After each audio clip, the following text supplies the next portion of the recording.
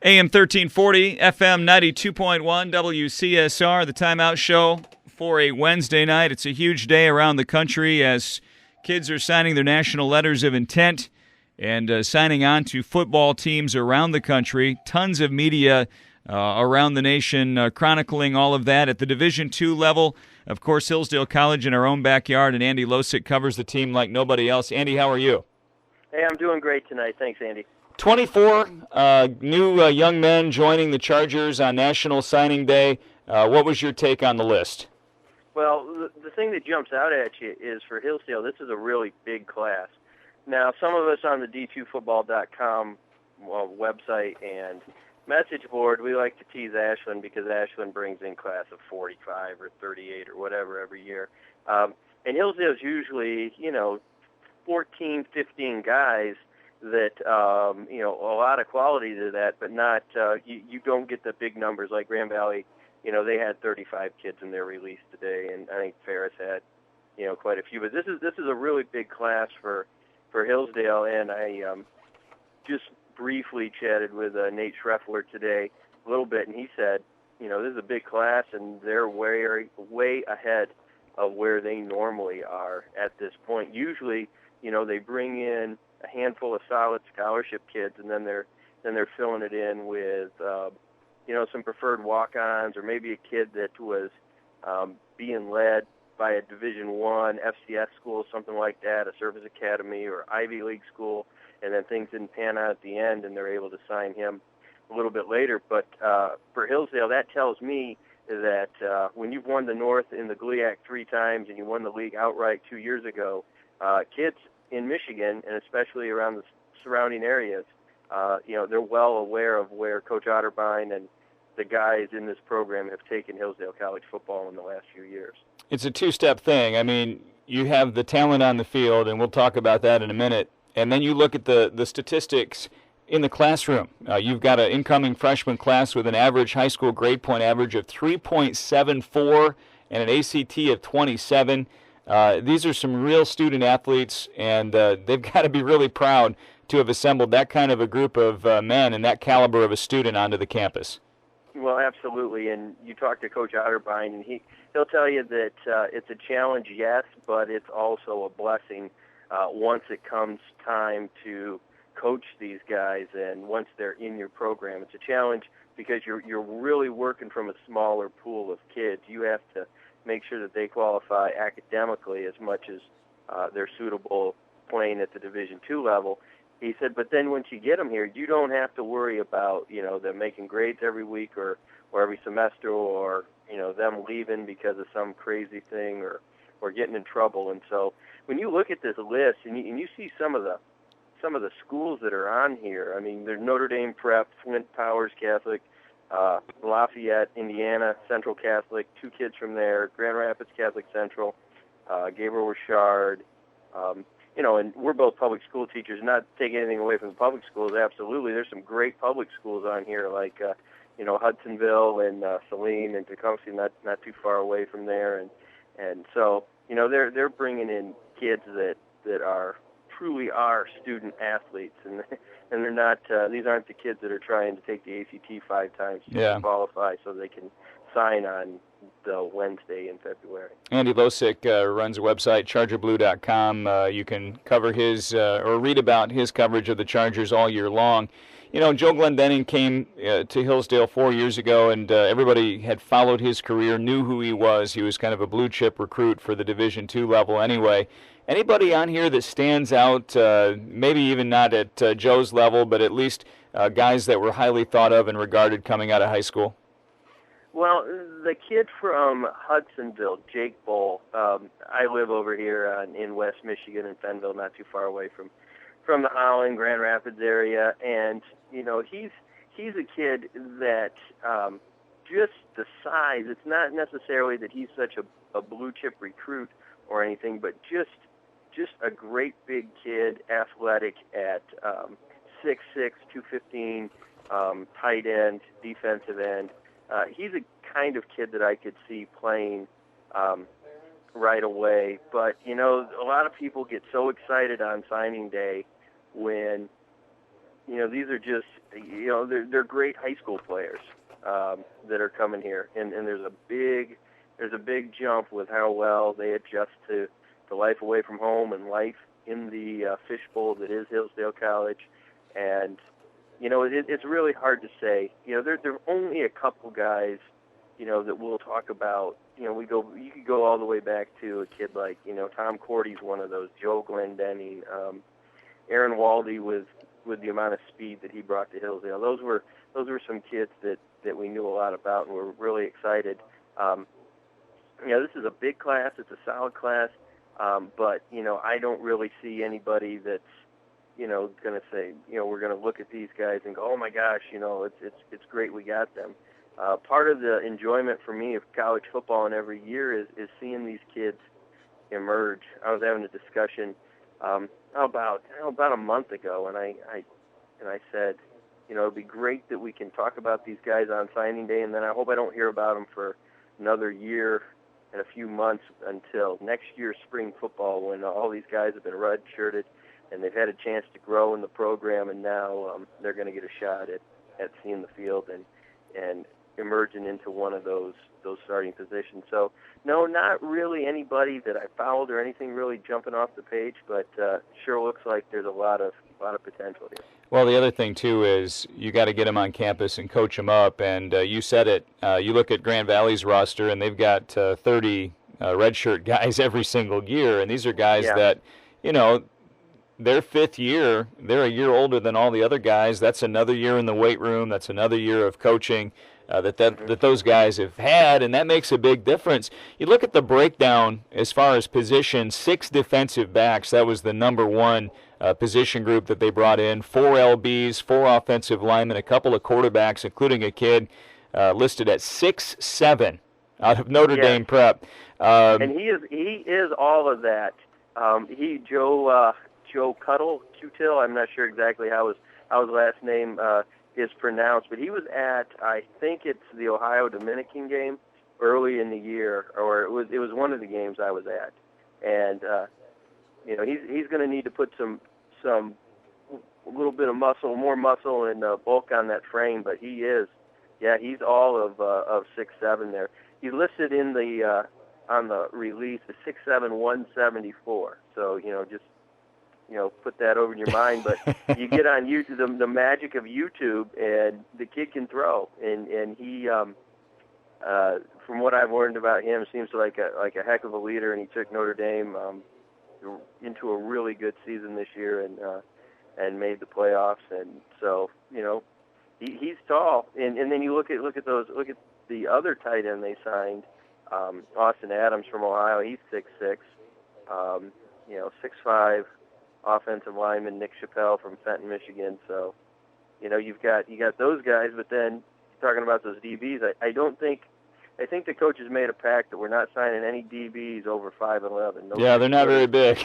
But that's so they can match up against the Brett Millers and those Smurfs that we have at wide receiver. I like that you mentioned Brett Miller, because I thought he was a guy that really impressed me last year, and not just in the sheer number of catches that he had from the wide receiver position, but the impact catches and big moments, keeping drives alive on conversion downs, scoring touchdowns in key moments.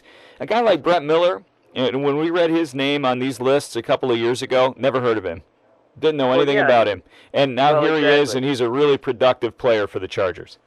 Well, and that's what I look at when I see, Tim Pierce, a DB, 5'11", 175 from Tatum, New Mexico, and we have a kid from Lakeland, Florida, Matt Hazelton. He's an H-back, and I think about me because I was a kid from Arizona, like Brett Miller, who came to Hillsdale.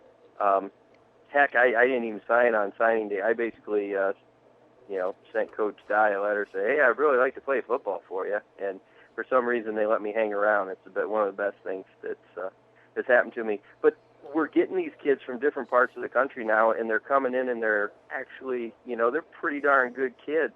We had the Chapels from out in Vegas, and they got to play early in the Otterbein era.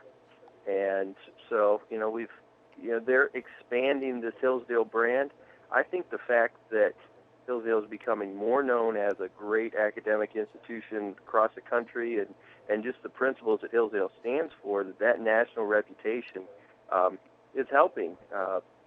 We're getting kids from Oklahoma last year, and New Mexico, Florida, all over the place, New York this year. So, it can't help or it can't hurt to expand that Hillsdale College brand and that footprint all across the country. Andy Losik from ChargerBlue.com, you tweeted today, 23 years ago I showed up for football camp at Hillsdale, and for some reason they let me stick around. I am the man I am today thanks to it.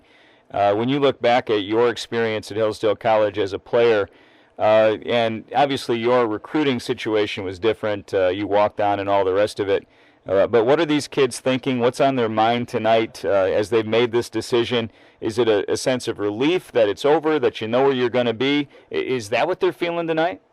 Oh, I think so. I think relief is the biggest thing, and even for me, who decided that I wanted to try and walk on at Hillsdale College, it was relief to me once I made that decision.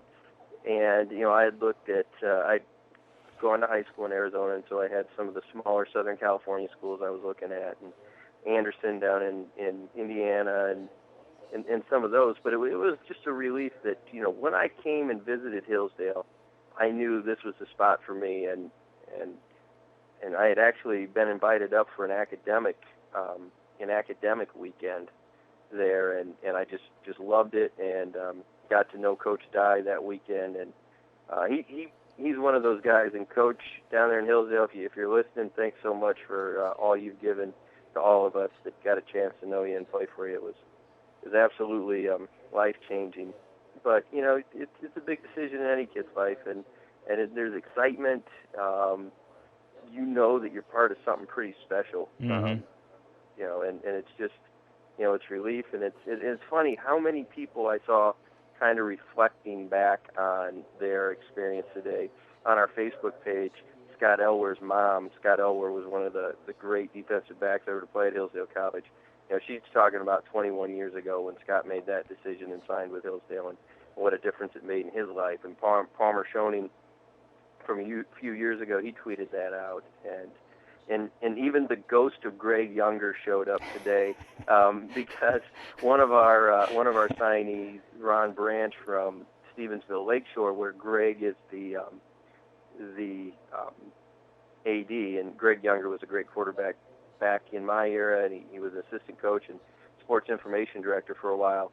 I noticed in Ron Branch's picture there was a number 18, 1991 era jersey there, and then there was this helmet that had mysteriously disappeared from the equipment room about that same time, showed up in that picture. So, it's fun for us to think back, and boy, those were the fastest 20-some years of my life. Mm-hmm. Since there, it seems like I was just there, part of the Charger program at Hillsdale. So a lot of people around here. Night for these guys. No doubt. A lot of people around here are excited about Zach Van Orman's name. Obviously, I had Dr. V as a chemistry professor up at the college. Great guy, great family. Zach's a great student, and he had some interest at some other schools for academics and to play football.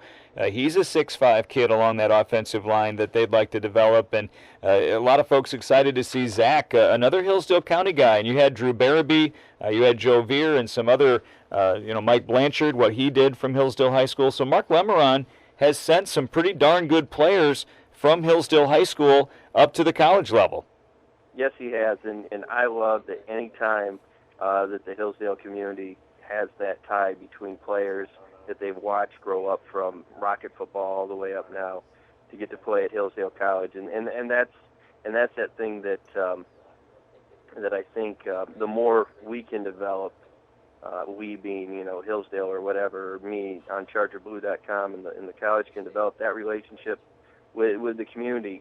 Hillsdale, I wish it was closer to anything. I wish Right. it was closer to me. I could get down there. But you look at a Grand Valley that sits just outside they sit right between Grand Rapids and Grand Haven and Holland, and a huge community to draw from and draw support from. And Hillsdale's an hour from really any big city, or even bigger city, Toledo, Kalamazoo, or whatever. And so the more that Hillsdale can draw ties to the whole Hillsdale County and even Branch County and Coldwater area and the Jackson area, that's great. And, people from the community, feel a connection to what's going on at Muddy Water Stadium. Last thing, and I'll let you go. The 2013 season kicks off with a home game on September 7th against Cal PA. Obviously, we owe them one for the opening game loss a year ago. What are some of the biggest questions that have to be answered for this Chargers football team going into the 2013 season on that first night of September 7th? Well, obviously, you've got some pretty big holes at quarterback. Losing Anthony Mifsud, losing, Joe Glendenning for all he's given Hillsdale College his last 4 years, and then the guy that we realized was even a huge part of the offense, Cam White at that H-back spot. So this spring ball is going to be really interesting for me, a lot more intriguing than the years past have. Can Landry step up and be the man there at the quarterback position, or whoever's going to fight him out for that? I've heard lots of good things about lots of guys there, and we've seen over the course of the last year or so, some great potential here, at the running back position. After Joe's done here, so who's going to step up? How are we going to carry that? And then how are we going to fill that H-back position? Will one of these great big new tight ends get a shot here, or who are the guys on the roster that are going to step up there? I think we're pretty lucky to have such a great defensive core coming back, and there's always going to be guys that step up. So obviously the big obvious questions are there at the the quarterback, the H-back, the running back position, but there are a lot of hungry guys working hard, and that's the beauty of college football is you lose your all-time leading rusher, and there's somebody like an Isaac Spence chomping at the bit to get his shot at doing that. So, those things, they seem pretty glaring, but when you talk to the coaching staff, there's a real calm confidence, cards close to the chest, though, kind of like, I think we got a pretty good hand here. Yeah. We're still going to be able to put out there. So, and I just talking to Nate Schreffler after that last game at Northwood up there on the field, and he's like, I think we're going to be all right. Bennett Lewis is another kid, he's a freshman tailback that's really, one that they're high on possibly taking that spot. So, that's that little tummy ache you get before that first game. You don't quite know what you have, but it's part of the fun, part of the excitement. And 4 years from now, who knows? We'll be talking about the next guy that we have to replace. It wasn't too long ago we were sitting here all lamenting, saying, how in the world are we ever going to replace Mark Nicolay? Can't replace him. Yeah, I said it. College.